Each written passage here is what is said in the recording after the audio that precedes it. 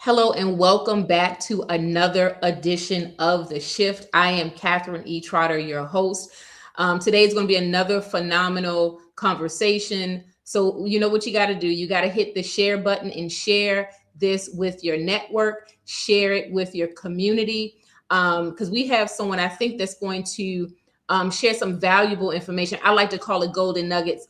I'm going to read a little snippet of his bio and then we'll bring him on officially. So Jake Isham, he's in the Los Angeles, California area.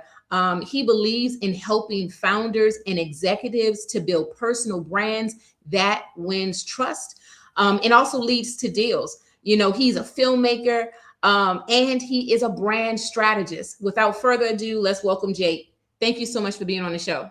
Thank you for having me. I'm excited to be here. Absolutely. You know, we had a brief moment to talk prior to now. And just in those few moments, it really left an impression upon me about the knowledge and your skill set in the industry that you're in, right? So before we talk all about your company, Creative Minds, tell everybody a little bit about who is Jake and what drew you to the film industry. Well, I'm born and raised in Los Angeles, and I feel like I almost have like a cliche story where I grew up acting. I grew up acting. I love being on stage. I grew up acting from the age of 5 to about 16, 17 years old. And then at that point, around in my mid-teens, I had an agent, had a manager, and I was doing a lot of auditions, but I was getting most of the auditions myself. And I was like, this is ridiculous. And pretentious 16-year-old Jake went, well, I'm gonna stop auditioning and I'm gonna just write and direct my own movies. You know, I can do that, of course. It's a little it's not as easy as that. And but I went to film school and learned behind the camera. And by the end of those 4 years, I forgot that I even cared about acting. I fell completely in love with the craft of directing. But isn't that how life is, right? We'll start off on one path, like you have the love for acting as a teenager. You delved into it, and even had a lot of gutso in you to say, I'm gonna take the bull by the horn and do it myself, with getting myself featured in certain opportunities. But then when you went to film school, you discovered another passion of yours. Talk about the discovery of that passion. I mean, it was very in line with what I had been doing. I grew up doing obviously acting, and I had also grew up doing music. I was very fortunate that both of my parents are artists and are Okay. working artists, and so I was raised in a household where being an artist was a career. It was, Mhm. it was a very, you could say, very not the norm of like, go get a real job. Both my Mhm. parents' real job was being an artist. Yeah. So it was very much, okay, you want to be a filmmaker? Great. Go, go, Do it. go. Yeah, go figure it out. Mhm. I grew up doing music and performing and DJing. I had a whole and career in music, and So I art was made always it. around you. Yeah, and so I just made the shift at in senior year of college. It was it's a very clear moment and decisive moment where I was just like, great, I'm gonna double down on the film stuff and make this a career, and Mhm. been kind of figuring it out ever since. Yeah, no, I think that's beautiful. And for those that are tuned in and those that, feel connected to something that's being said, definitely share this. You're tuned into the shift. And I think something that struck me, your parents, you modeled a lot of what you saw your parents doing, and they gave you the freedom and the encouragement to flow in what you wanted to do. Because a lot of times, to your point, people will say, oh, you can't really make money in the arts or so forth. But that's contrary. It is a very real industry, very real money to be made. You locked into your vision of how you saw yourself flowing. And I think modeling is very important. Again, you said you saw your parents, you grew up in it. But I think what's beautiful also, because there's so many ways you can go when we talk about the arts and in that arts community, but you dived into something that struck a chord for you. Not saying all the other things you were doing wasn't a real space for you, but when you dived into the film, and I want to kind of shift to that, what shifted you then to start Creative Minds? Well, it was, to be honest, it was like, how do I make money doing this? Mm, Okay, mm, great. I have a piece of paper that says I'm a filmmaker. And Mm-hmm. anybody who knows the film industry knows that there's kind of like one of two ways you can do it. You can kind of work your way up from being a PA, which is like a production assistant. You work your way up the ladder and then till eventually you get your shot. Yeah. Um, or you kind of take a stab at the freelance lifestyle. I had Mm-hmm. done a couple of the PA type jobs and was like, nope. And Mm-hmm. really just so was like, this is so not what I want to do. Mm-hmm. I've been very fortunate, and it's been, definitely had its ups and downs, but I've never worked for somebody else. I, Mm-hmm. I've, but because of that, it's definitely been, there's a lack of security throughout the last 15 years. And so, but basically what started with Creative Minds was like, okay, I got to figure this out. I have a skill set, and I was growing my own social media relatively quickly at that point, and I was kind of learning marketing, and was just kind of seeing what can I provide value in terms of, I have these skills, who needs these skills? And in my early 20s, I had to learn business. I had to basically go to business school then, but on my own. And still am going to business schools in the sense of like, I'm still learning, still figuring it out, because the entrepreneurship, specifically like that skill set, is not like an inherent skill set. Sales, marketing, etc. Like, you could say more of the film stuff is the passion. And that's where I'm like, okay, that's where I'm naturally more drawn to. And but it's been a continual education in terms of business and understanding the shift between being an entrepreneur and being an artist, and how do those fit together and fit separately. No, I think that's beautifully said. And even for the fact that you talked about the shift, and for everybody that's tuned in, the show is all about shifting. So I think it's perfect with the analogy, or just how you're painting the picture on how you personally had to shift. And you talked about, from the passion, the artistry side, to then, okay, well, now we got to make money. This is my passion. This is my love. I'm great at it, but now I need to make money from it. But also, I think as I hear you speak, process of elimination took place again. You was doing some PA work, but you was like, no, this isn't for me. I think that's profound. Here's why I say that: because sometimes people can get stuck in a role in their life. It's not feeding them, it's not fulfilling, it's not providing the resources, funding that they need, but they just stay in it because they were told, well, this is the typical order of things. But what I'm hearing from you, you may have heard that's the typical order. You tried it, but you realized it wasn't for you, and then you shifted. Yeah, I mean, it was really quick. I actually had done a PA job before college. Okay. I was very fortunate to work on a feature film like at 18. Oh, wow. And really quickly in those 6 weeks that I was on set, it was like, I never want to do this again. Mhm, mhm. And look, I made great money for an 18-year-old. Oh, I wow. was making bank doing it in those 6 Mhm, weeks. I was like, oh, okay. mhm. But I always, I never cared about the money. Mm. Because I don't know. I'd been around, and look, I'm very fortunate to have grown up around some money, Yeah. and in an upper middle class, upper class. And when the biggest advantage I say when people ask me like, what was the advantage of growing up in that lifestyle, was you see money can be made. And if you're just smart enough, and you just kind of figure out how to connect the dots, like, you can make money, and you can make a lot of money, and there is no ceiling to money. Money is just energy. It comes in, it comes out, it needs to move. And if you're provide a service or a product that's valuable enough, you will make money. And so, being that my parents are, yes, they're artists, but because of that, they're entrepreneurs. They work for themselves. They've created their own companies. That I was like, oh, you can create your own company. You can be the boss. And it was, so I was around that.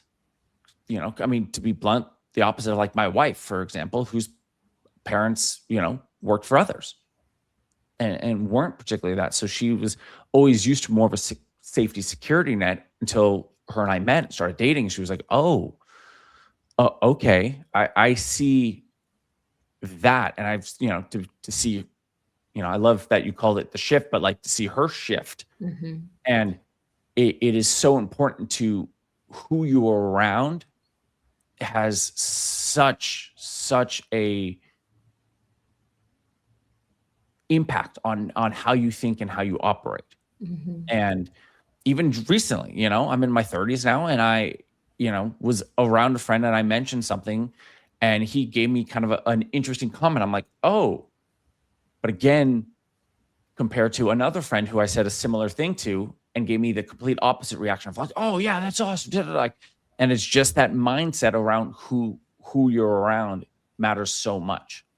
Yeah, no, mindset is everything. Who you're around, your association, the shift, even in your relationship with your wife, and as you all was dating. I think it's so important the conversation that we're having with others, but also talk about the conversation that you have to have with yourself. Because as you're on this entrepreneurship journey, how can an entrepreneur stay motivated? Because to your point, it can be ups, downs, it can be a lot of things going on. So how can an entrepreneur? How have you stayed motivated? As silly as it is, like when I first got into the entrepreneurship game and learning entrepreneurship, they, every mentor, every, conference I went to, the thing everyone said, and I absolutely hated it. I rejected it. I fought it. I was like, you're an idiot. This, even though they're, unbelievably successful, it's 80% mindset, 20% tactics. And I was like, I don't know if we're allowed to curse, but all of the curse words, Mm-hmm. Mm-hmm. and as I've now, been doing this for well over a decade, Mm-hmm. it is the mindset. It is and like, what has got me through it? It has been the, self-belief. No, Yeah. I am going to be successful. Mm-hmm. The days are down. No, just keep going. Work a little harder. Work a little harder. No, I will be successful. It's what's the phrase? I think it was delusionally optimistic, Mm. which is true. Any artist, any entrepreneur, anybody who's successful, there's an aspect of they are delusionally optimistic that they will be successful. Mm. And there was a line that I heard from Tom Cruise, which was, I don't tell other people my goals. Basically, to never allow them to give any evaluation of it, like, oh, are you sure you can do that? Or any invalidation of, I don't think you can do that. That's not achievable. Like I had a buddy of mine and I had to catch myself. And after I regretted everything I said, because he was like, yeah, I want to do this with this influencer and this celebrity. And like, these are my like 5-10 year goals. And I was like, well, if you look at that, like he hasn't done anything, like that influencer doesn't endorse things like this. And like, I don't want to put any like negative, like, even though I was like in the moment already being like, I don't want to put any negative vibes or any, I was even after, I was like, why did I even say that at all? Mm-hmm. I should have just said, hell yeah, man. Mm-hmm. I love that. Even though I'm like, that celebrity would probably never endorse this type of product. But I didn't need to give that evaluation in, and those thoughts in his universe because I don't want that type of energy back to me. Right. Mm-hmm. And it's like catching yourself, and it's just being hyper aware of the people around you of who give you that. Like I'm unbelievably fortunate that my entire family is unbelievably supportive in my ventures, and where I'm unbelievably supportive in their ventures. And I recognize how rare that is to have, how close of a bond we all have and have that relationship. And likewise with my wife, with my spouse, where, it's arguably the most important decision one will ever make is their spouse. And you have to be so locked in on that same goal, on that you have that agreement. We're going for these goals. Yeah. No, I think that's so powerful. Even as you're mentioning about the family unit, your connection and relationship with your wife, and then your parents, and then your, family members Yeah. overall. I'm the oldest of 4 kids, and we Okay. all have, significant others. So, we go to dinner. It's a reservation for 10 now. And actually, my youngest brother actually just now had a child, and so it's a reservation for 11 technically. Okay. Yeah. Big dinner But I table. think that's beautiful. And for those that are Yeah. listening and those that are watching, I think these are all principles that we can take in and say, how can we take this conversation back to our families, right? So I think you're painting a beautiful picture between the business side, entrepreneurship, but also family, because Yeah. that is it, what I'm hearing from you is a huge piece of your puzzle in your life. And everything dealing with Strategic Collaboration Network, who powers the shift, we love puzzle pieces because we truly believe that we're all interconnected together. And even as you're sharing about your family unit, y'all are all interconnected together. And when I was on your LinkedIn page, you talked about a decade. And when I noticed that on your LinkedIn page, and for those that are watching, I encourage you to go to his page, but I'm just going to read another snippet that I saw. It mentioned over the past decade, Jake worked with more than 150 entrepreneurs and companies, including Grant Cardone, Callaway, and so many others. Travis Mathew. Talk about what was those experiences like? I mean, everyone unique and different, and each just had their own interesting story. I mean, it's very fun to work with bigger and bigger brands, bigger and bigger entrepreneurs, because again, like as we kind of talked about earlier, which was you start to see how the people above you operate, and how working with a company like Travis Mathew and seeing like they're planning close 2 years from now. Mm, They're having strategic discussions 2 years ahead. mm, You're seeing, working with Grant, seeing the way his team operates around him to facilitate his extreme optimization on how he gets things done. Where people are like, oh, that's excessive. It's like, well, the man is, I guess, a billionaire, and his time needs to be optimized. And so you see these different companies and these different entrepreneurs work in a different way, and you don't see that unless you're around it. And so that's been arguably kind of the coolest and most informative thing with working with the 8, 9, 10-figure brands, the millionaires, and a couple of billionaires I've been very, very fortunate to be around. yeah, and so what I'm hearing from you was able to extract principles from them, and how they operate in their business model, planning ahead, thinking future, not just in the current moment. And for those that are watching right now, for those that have businesses, you're an entrepreneur, you may have a team of your own with your company. Where are you going in the next 2 years? I think this is a, rhetorical question that we all can think about. The next 2 years, what will it look like? 2027 is going to be here before we blink our eye. 2028, where do you see yourself, right? Where do you see yourself growing to? I noticed also on your LinkedIn profile, it talked about you focus on deep marketing strategy. Talk a little bit about that when you're working with someone. Well, so I work a lot as a consulting creative director, where basically they're in charge of kind of the creative vision of the marketing plan. And so when I kind of step in there and I work with CMOs, or I work with heads of marketing, basically helping kind of execute what that vision is, and working with these guys and seeing like, okay, hey, this is what we want to achieve this year, but it needs to be in line with our 5, 10, 20-year goal for the company. And everybody's, again, a little bit different, but it comes down to so much is just attention. You to win, you just need, it's a game of attention.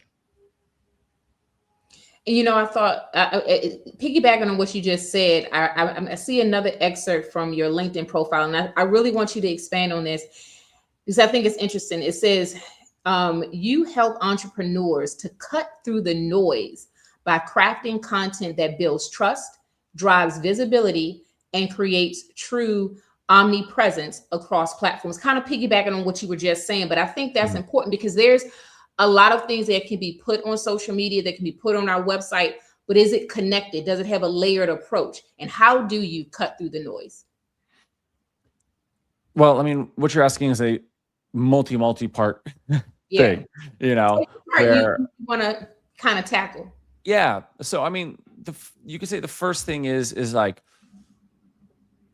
because you hear it a lot from, if people are in the marketing space or they're, listening to marketing podcasts, marketing gurus, you could say, this aspect of be on brand. What's your brand? And this word brand, right? Branding, on brand, oh no, that's off brand. Like, what does that mean? Well, brand, if you just take the word, I'm just going to, do a little marketing lesson right now, if you don't mind, is an identifiable mark, right? If you just think of it like cattle or horse on a ranch, on a farm, you have an identifiable mark. You go, oh, that ranch owns that horse or that cattle or that animal. So you want to look at, the brands that we recognize is they have an identifiable where you instantly go, that's who they are. Right. And I just saw a great clip from the First Million podcast talking about Alex Hormozy. When they had him on the podcast, they said, okay, well, what is your brand? And he's like, business. Which they were talking about how they're like, when you first hear that, you go, what are you talking about?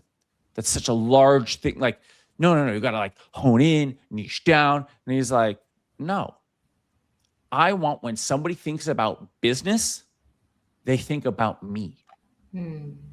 Like, that is how big, again, we're talking, he's not trying to do this in a year, in 2 years, 5 years. He's like, this is a lifetime, in a similar way where, and again, he referenced like Grant Cardone. It was like, when people think of Grant Cardone, they think real estate.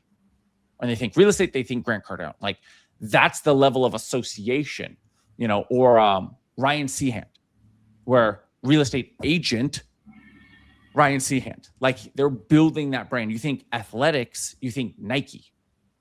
You think of them, but arguably before Adidas, before Under Armour. So it's the thing that I try to first do is let's be on brand. Let's make sure our messaging is consistent, right? So like, what do you want to be known for? Really simply, what do you want to be known for? And then it's, I don't know if I'm allowed to curse, but I unfortunately throw in a lot of F words to add emphasis as a true American, but don't effing change it. Stay on the path. If it's slow, it's fast, doesn't matter. Stay on the path. Pick it, and because the easiest thing to do is change. The hardest thing to do, the absolute hardest thing to do is not to change.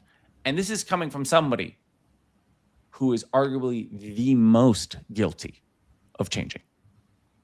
And this is 100% the pot calling the kettle black. And I 100% admit it. Take me to jail type, all of it. I am the absolute worst of changing because I didn't see success. It's not growing. And I've, struggled. And so I try to, say it from the standpoint of I've learned the hard lessons. I've suffered because of it. And so the first thing is, pick the brand, stay on brand. And usually it's relatively, for the most part, like internally, yes, I've changed. Externally, people were like, what are you talking about? You've always done kind of the same thing. And I have, I've had internal freakouts and shifts and this and that, but, so, if you're a lawyer, you're typically just going to be a lawyer for the rest of your life. And so talk about that. And so cutting through the noise is usually you first got to cut through the noise. It takes steps. You first got to just start putting stuff out there. And you typically find out what works by just doing volume. I have a client who we were starting post content, and again, you have to do such volume to go, what cuts through the noise? Yes, there are previous to that to go, what are the things to help unlock what works is controversy, obviously. Being semi-controversial or fully controversial obviously is going to create engagement. In terms of scripting, your hook, the first 3 seconds, going, all right, guys, so being, more talkative. You could, the influencer voice, speed at which you talk. Like, these are little things that can improve how to cut through the noise. But the biggest thing that I always tell people, it's like, is being on brand. What do you want? Like, if you were to go viral, and you hear YouTube coaches talk about this all the time, which is, if you were to go viral for one thing, because usually that thing that goes viral will go viral again, and you're going to have to double down on it. So what's the thing you want to go viral for? Just keep doing that. Yeah. Don't, because you will go viral. Like, if you just do it enough, you will go viral. Something will go viral. And like, I have, you could say, the opposite story. A friend of mine who's a musician, I was putting out their music, and then they have a camper van, and they do the van life. And one of their van life videos went viral. Guess what happens? The audience just wants van life videos. They don't care about the music. I had the same thing with me. During COVID, I was just like, TikTok's new. I guess I'm a millennial. I guess I'll get on this TikTok train. And my dog went viral. 10 million views. Anything about my photography, my filmmaking, nobody cared. I post my dog, did another dog video, another 1 million views. Post another dog video, another 2 million views, another 500,000 views. Post a filmmaking or photography video, 20 views. A couple thousand views. But like, I grew 200,000 followers in like 2 months because of my dog. But I was like, I don't want to be a dog dad influencer person. Right. I don't want to do that. And I went viral for the wrong reasons. So your journey might be slower. It might be bigger, and then the last thing I tell people is like, look, like a lot of small businesses that I consult or talk with or even work with, I go, let's take a local plumbing company. What is their total adjustable market that they're going to serve? Let's say Los Angeles, right? Which is where I live. It's a big city. It's got 3 million people. Let's say out of that, it's 500,000 homes. You're going to service are you going to even service 500,000 homes? No. You're going to service maybe 5,000 a year. I mean, that's 5,000 a year. That's 365 houses with one of your team members doing it a day, every single day, Christmas included. That's 365 homes. If you have 2 plumbers, now you're at 700. 3 plumbers, now you're at 1,000 homes. Yeah. You don't need videos to get 1 million views. And this is the shift I try to tell people. You don't need to go viral. You need the right audience. So cutting through the noise is not going viral. Cutting through the noise is getting the right audience to go, oh, they're my solution. That's what I've been looking for. Because I always talk to business owners and I go, look, you're not being an entertainer. Entertainers need millions of views because they get paid by millions of views. They get paid by their views, whether it's via brand deals, AdSense, etc. That's how they're getting paid. If you're a local service business, you're not getting paid by views. You just want your phone to ring. So you need to make content that's going to help make your phone ring, which is not entertainment content. It can be entertaining, but a lot of people who are going to watch entertaining videos and go, oh, cool, swipe up. I love the fact that you're just straight, no fluff. You just, putting the cards on the table, really, because, I think sometimes with social media, people can make people feel pressure. Did you go viral yet? Question mark, right? Well, does your business go viral? And I think you beautifully explained, what does cutting through the noise even mean? And breaking down viral and not going viral and where it makes sense and for what type of business, what type of industry.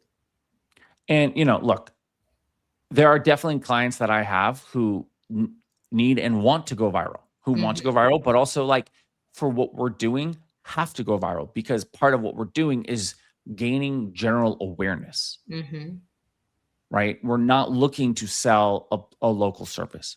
They're looking to gain awareness and become an influencer. You know, I have a book and I'm trying to get my book and my message out there. You know, I want to do more speaking gigs. Well, that person needs to gain more views. They have to. That is their business. You know, So they're it is wanting to be a making Tony sense of where it Robbins. makes sense. Exactly. And it's that's why not people are like, oh, well, what should I do? It's like, well, not every strategy fits one. It's very different, you know? But it's, again, knowing the brand. At the end of the day, just staying on brand, you know, is what matters. There's a mentor of mine who, you know, had a colleague that they worked with who had, I think, a couple thousand Instagram followers. Their videos never got more than 1,000 views. They were making over $1 million, all via Instagram, because they serviced a very specific niche, answered very specific questions on social media, and got those people to go, oh, got into the DMs, boom, sale, sale, sale, sale, because their services were like, you know, $30,000 to $50,000 a pop. Yeah. Listen, for those that are tuned in, I think this is like a condensed version of a master class. That's what I'll say. So Well, I I appreciate that. I'll take the feel, compliment.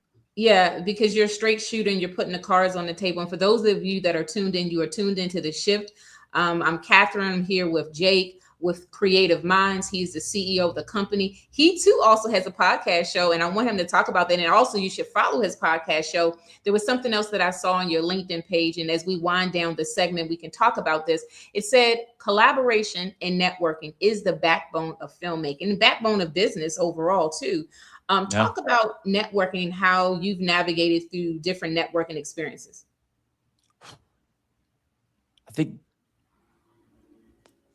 I think networking is something that everybody is always figuring out. The worst, I'll go more on worst actions first. The worst actions is trying to get something from somebody. To be honest, the best action is be a freaking human being. Create, like, I look at networking as like, is this somebody I want as a friend? As a colleague?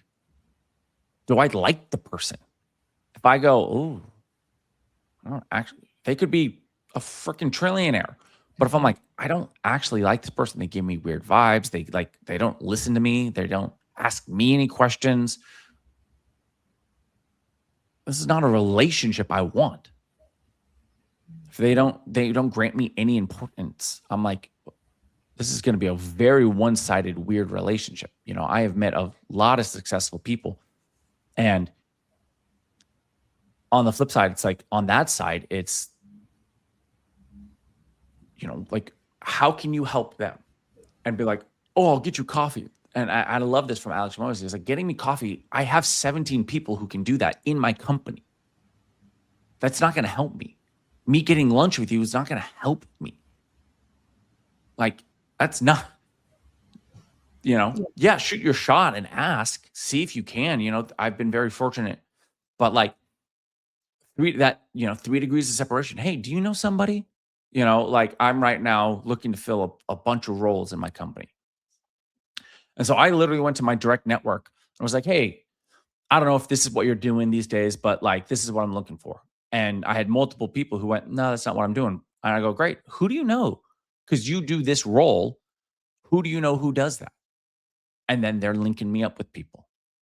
And because of that, there's already that instant like, oh, you know this person, you know this person. Like, we already know we're kind of along that same wavelength of people, rather than like, I don't know you at all, you know.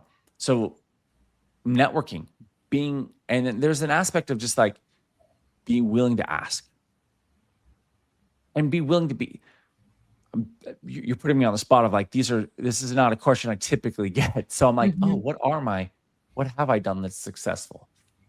Arguably the hardest thing that I've had to do, because it is for anybody who's ambitious, I think it's the opposite, which is to be humble.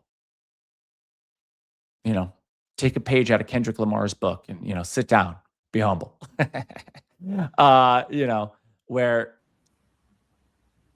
you want to not look like the small guy in the room. Everybody who is working on their business, wanting to be big, you don't want to look like the least experienced guy in the room. You want to like, no. I know my shit. Yeah. It's yeah. No, I'm legit. And the more you can confidently, I'm not saying don't be confident. What I'm saying is you don't have to posture yourself and being like, I have achieved what I have achieved. I'm looking to gain more. What can I learn? And the biggest power when talking to people is ask questions and shut up. The more questions you can ask, and to be honest, the less you can tell about yourself is a stronger skill set. Now, there is a time and place to be able to be like, well, yes, let me tell you about me. But as hard as it is, make sure your conversations are more questions and listening than self-promotion and self-grandizing. You've given networking a brand new definition, I feel. Just like when you were talking about branding, you gave it a beautiful definition. And same thing with the networking, because we know we need to network, but what is networking? And what I heard from you is you have to make sure whoever you're networking with, do you even genuinely connect with this person? Now, that was a big takeaway for me.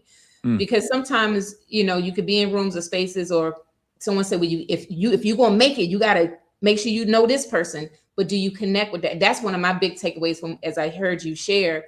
For those that's listening, listen, this has been an impromptu masterclass. So what I suggest for everyone to do is save this podcast and hit the replay. I know I'm going to hit the replay because I believe it's a lot of nuggets that we all can take away from to implement. Third quarter's coming around. The fourth quarter is going to be coming around the corner. How are we going to close out 2026? We all got to be working on ourselves. And Jake is giving us, I believe, definitions, but principles that we can live by personally, but also with our business. And, let's talk about. May I drop one more gem? Drop more. Come on. More, because it's been the thing that I've been trying to tell myself recently. Which is 1% better every day to make it into the 1%.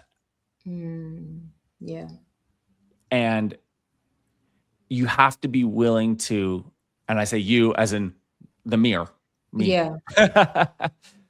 This is very much a statement to myself as it is to anybody listening, which is I keep forcing myself to be willing for it to take longer.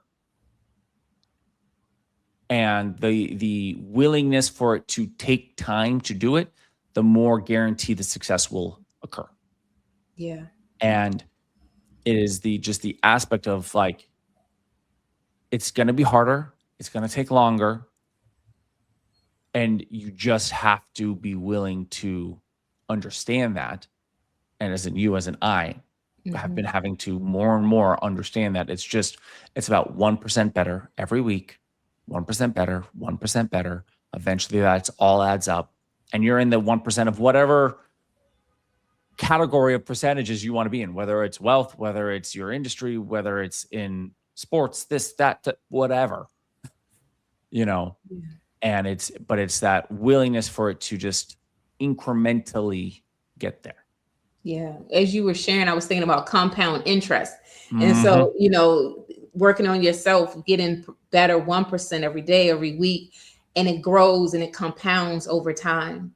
And that's the biggest example I use for social media marketing. Look, your organic social is literally the equivalent of compound interest. It's the example I constantly use on podcasts and on my own social when I talk about it, because it's going to grow slowly. You look at every single person, Mr. Beast, the largest YouTuber in the planet, did this. And now he's gaining, millions of followers every day. But he started at zero, just like all of us. Wealth, social, marketing, business, it all is exponential. But again, that's where I have to remind myself, it's just 1% every day. So good. Do a post today on one platform. Good. Just do another post tomorrow and then another post. Eventually it'll be 2 posts, or eventually you'll have an assistant to be able to do the post for you. Eventually you'll just, be able to delegate and expand and this and that's. Speaking of podcasts, and this is beautifully said. Listen, for those that's tuned in, share. And when you share, you could just say 1% better every day, whatever. Or you can take another golden nugget that you heard. And when you share this post, drop the nugget. Yeah, do it that way. Drop the nugget that you connected with the most when you share this, when you text this link, when you put it on your social media page. But I want us to talk about your podcast show, Move Faster. Tell everyone how they can plug into your show. So yeah, I have a podcast called Move Faster. It is a little bit more directed towards artists because it was the show that I wish I had a decade ago. I'm sure there's other shows like this that exist, but it's a little bit of based around just my lessons and learnings. So it's I've been kind of doing it on and off for years.